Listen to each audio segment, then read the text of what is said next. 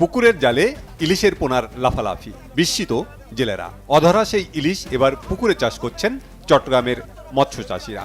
পদ্মা কিংবা মেঘনার রূপালী ইলিশের স্বাদ কৃত্রিম পরিবেশে পাওয়া সম্ভব কিনা তা নিয়ে বিতর্ক দীর্ঘদিনের, কিন্তু সেই বিতর্ককে পাশ কাটিয়ে বাংলাদেশে প্রথমবারের মতো শিল্প পরিসরে ইলিশ চাষের এক বিশাল কর্মযজ্ঞ শুরু হতে যাচ্ছে।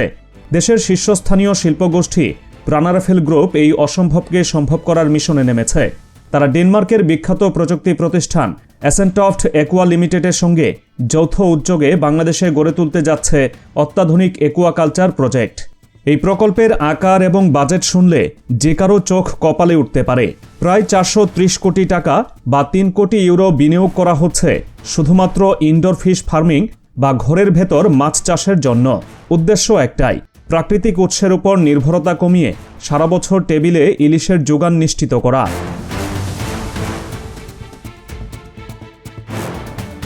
এই পুরো প্রজেক্টটি পরিচালিত হবে রিসার্কুলেটিং অ্যাকুয়াকালচার সিস্টেম বা আরএএস প্রযুক্তিতে।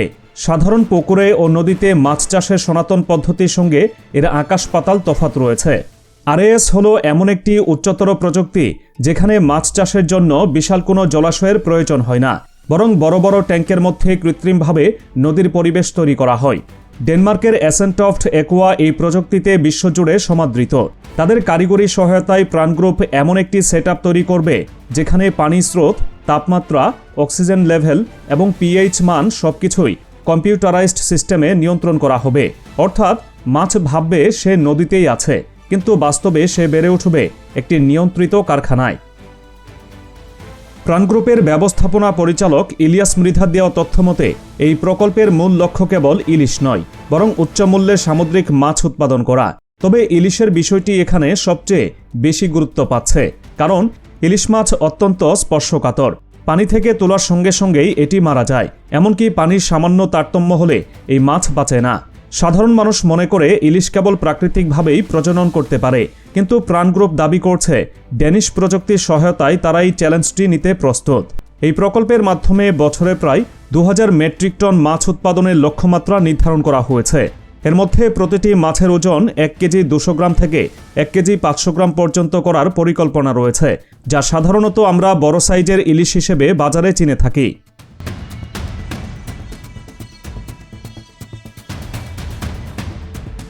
আরএএস বা রিসার্কুলেটিং অ্যাকুয়াকালচার সিস্টেমে পানি শোধনের বিষয়টি সবচেয়ে গুরুত্বপূর্ণ।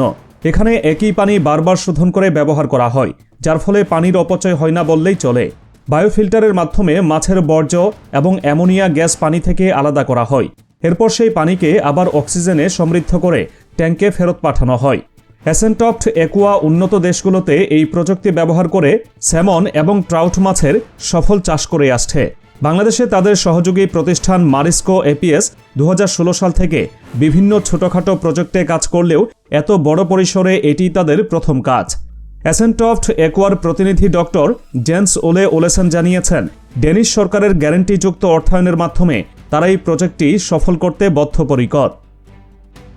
একটি বিষয় পরিষ্কার করা প্রয়োজন, ইলিশ মাছ মাইগ্রেটরি বা পরিযায়ী স্বভাবের। এটি নোনা পানি থেকে মিঠা পানিতে এসে ডিম ছাড়ে। এই দীর্ঘ যাত্রাপথে মাছের শরীরে যে চর্বি জমে এবং পানির ভিন্নতার কারণে যে স্বাদ তৈরি হয়, সেটি ট্যাঙ্কের বদ্ধ পানিতে কতটুকু ধরে রাখা সম্ভব হবে তা নিয়ে মৎস্য বিজ্ঞানীদের মধ্যে মিশ্র প্রতিক্রিয়া রয়েছে। তবে প্রাণারাফেল গ্রুপ এই জায়গায় আশাবাদী। তাদের মতে, যেহেতু খাবারের মান এবং পানির গুণাগুণ শতভাগ নিয়ন্ত্রণ করা হবে, তাই মাছের বৃদ্ধি এবং পুষ্টিগুণ নিশ্চিত করা সম্ভব। বিশেষ করে নদীতে যেমন মৌসুম ছাড়া ইলিশ মাছ পাওয়া যায় না বা জাটকা নিধনের নিষেধাজ্ঞার সময় বাজারে সংকট তৈরি হয়, এই প্রজেক্ট চালু হলে সেই সমস্যার সমাধান হতে পারে। সারা বছরই বড় সাইজের ইলিশ উৎপাদনের সুযোগ তৈরি হবে এই কারখানায়।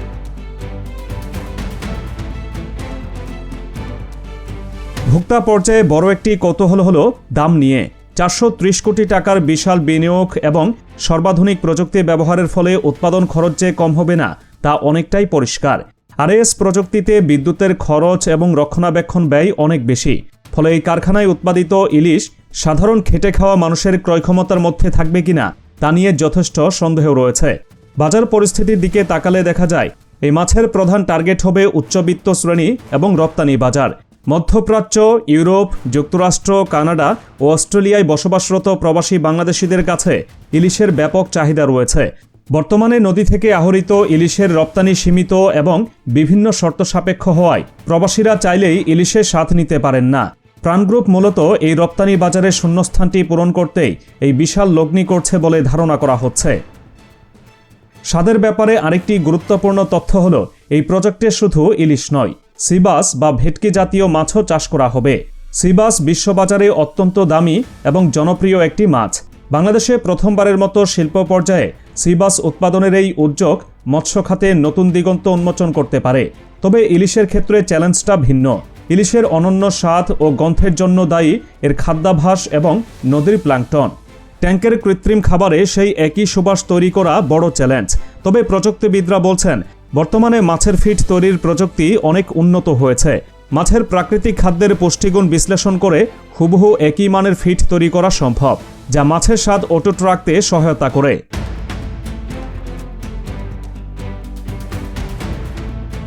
এই প্রকল্পের অবস্থান এবং কর্মসংস্থানের বিষয়টিও এড়িয়ে যাওয়ার মতো নয়। যদিও আরএএস প্রযুক্তি অনেকটাই স্বয়ংক্রিয় এবং যন্ত্রনির্ভর, তবুও এত বড় একটি স্থাপনা পরিচালনা করতে দক্ষ জনবলের প্রয়োজন হবে।